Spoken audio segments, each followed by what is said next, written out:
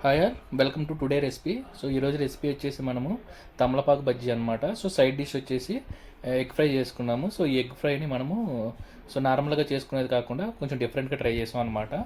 So first మనము తమలపాకు బజ్జీకి oil అన్నీ పెట్టేసుకుని హీట్ చేసుకున్నాము. సో ఎగ్ ఫ్రైకి ఇలా చపాతీ పాన్ తీసుకుని ఆ పాన్ మీద ఆయిల్, మిర్చి, ఆనియన్స్ వేసుకుని బాగా డీప్ ఫ్రై చేసుకున్నాం అనమాట.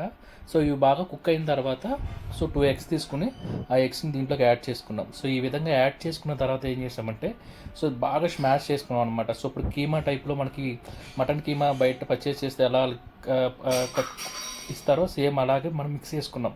చూసారు కదా, అలా బాగా స్మాష్ చేసి దాంట్లోకి చిల్లీ పౌడరు, సాల్ట్ యాడ్ చేసాం. ఇది వచ్చేసి మనకి శనగపిండి, ఇవి తమలపాకులు అనమాట.